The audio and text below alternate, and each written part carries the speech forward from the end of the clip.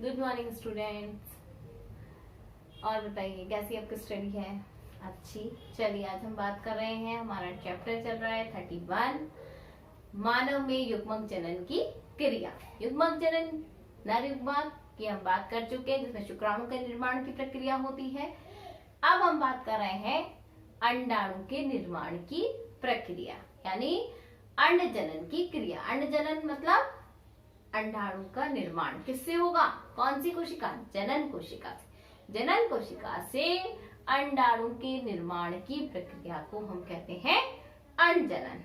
इस प्रक्रिया को 3 भागों में विभाजित किया हमने। गुणन प्रावस्था, दूसरा वृद्धि प्रावस्था और तीसरा परिपक्व प्रावस्था। पहले हमने बात करी थी गुणन प्रावस्था की। गुणन प्रावस्था के अंदर जनन कोशिका से किसका निर्माण होता है? उगोनिया या अंड मात्र कोशिका का निर्माण होता है। इसमें से एक उगोनिया अंड जनन की क्रिया में भाग लेता है, बाकी उगोनिया पोषक कोशिकाओं में परिवर्तित हो जाते हैं। सेकेंड हम बात कर रहे थे वृद्धि प्रावस्था की, जो सबसे लंबी प्रावस्था है। इसमें कोई भी विभाजन नहीं होता है। दूसरी चीज, वृद्धि प्रावस्था को हमने 2 भागों में विभक्त किया था। प्री वाइटेलोजेनेसिस यानी पीतक जनन पूर्व प्रावस्था, और सेकेंड वाइटेलोजेनेसिस पीतक जनन प्रावस्था। फर्स्ट हम बात करते हैं प्री वाइटेलोजेनेसिस की। आज हम यही पढ़ेंगे कि प्री वाइटेलोजेनेसिस जो प्रक्रिया है उसमें कितने परिवर्तन होते हैं और किस किस तरह से क्रिया होती है। प्री वाइटेलोजेनेसिस यानी इसमें 2 प्रकार के परिवर्तन होंगे। प्लाज्मा में परिवर्तन होगा और दूसरा होगा हमारा केंद्रक में परिवर्तन। देखिए प्लाज्मा में परिवर्तन जो होगा वो किस प्रकार। पहली चीज तो प्लाज्मा क्या होती है? जो उगोनिया में कोशिका द्रव्य होता है उसे हम प्लाज्मा कहते हैं। इसके मात्रा जो होती है, कोशिका द्रव्य की जो मात्रा होती है वो बढ़ती जाती है। दूसरी चीज, माइटोकॉन्ड्रिया की संख्या बढ़ती है। जितने भी माइटोकॉन्ड्रिया कोशिका द्रव्य उनकी संख्या में वृद्धि होती है, वो और एक समूह बना लेते हैं जिसे हम माइटोकॉन्ड्रियल समूह कहते हैं।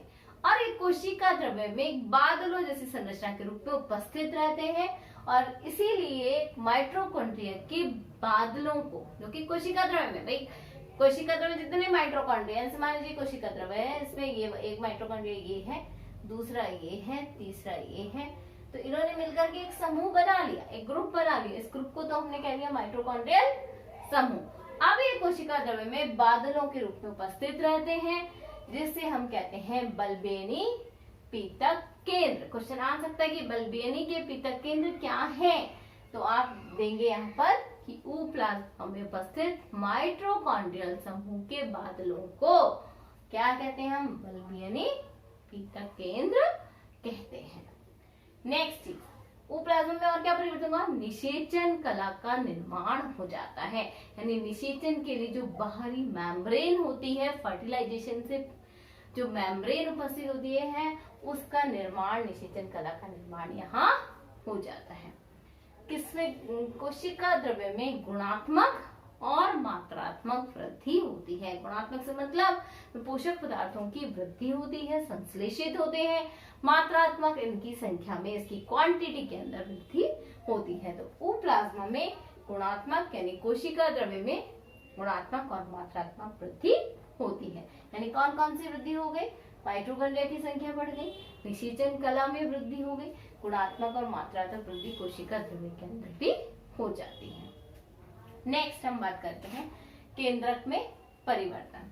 अब है कोशिका के अंदर जो केंद्रक पाया जाता है उसमें कौन कौन से परिवर्तन आते हैं। केंद्रक के आकार में वृद्धि होती है। केंद्रक के आकार में वृद्धि, जैसे केंद्रक यदि मान लीजिए छोटा सा है तो कोशिका द्रव्य में धीरे धीरे बढ़ करके इसका आकार क्या हो जाएगा? बड़ा हो जाएगा। जैसे ही केंद्रक का आकार बढ़ेगा तो केंद्रक द्रव्य का आकार भी बढ़ेगा। नेचुरल सी बात है कि केंद्रक का जैसे जैसे आकार बढ़ेगा तो उसके अंदर जो भरा हुआ द्रव्य है उसकी मात्रा में भी क्या हो रही है? वृद्धि होगी। ठीक है, तो केंद्रक के आकार में भी क्या होती है? वृद्धि होती है। लैम्ब्रश गुणसूत्रों का निर्माण होता है। लैम्ब्रश गुणसूत्र जो आकार में सबसे बड़े गुणसूत्र हैं, 11th क्लास में हम पढ़ चुके हैं चीज, उन गुणसूत्रों का निर्माण होता है, लैम्ब्रश गुणसूत्र कहते हैं। तीसरी चीज, डीएनए से मैसेंजर आरएनए, एमआरएनए को हम क्या कहते हैं, मैसेंजर आरएनए कहते हैं, टीआरएनए ट्रांसफॉर्मर आरएनए और आर राइबोसोमल आरएनए का निर्माण होता है। और जो डीएनए से तीनों आरएनए का निर्माण होता है। और इतनी अधिक मात्रा में जो डीएनए से आरएनए के निर्माण की प्रक्रिया है। डीएनए से क्या हो रहा है, यहाँ पर केंद्रक में वृद्धि हो गई। पहली चीज तो केंद्रक का आकार बढ़ा, केंद्रक द्रव्य का आकार बढ़ा। दूसरी चीज हो गई लैम्ब्रश गुणसूत्र का निर्माण हुआ। तीसरी चीज हो गई डीएनए से आरएनए के निर्माण की प्रक्रिया हो रही है। इस आरएनए के निर्माण की प्रक्रिया को हम जीन प्रवर्धन भी कहते हैं। डीएनए से आरएनए के अत्यधिक मात्रा में निर्माण की प्रक्रिया को हम जीन प्रवर्धन भी कहते हैं।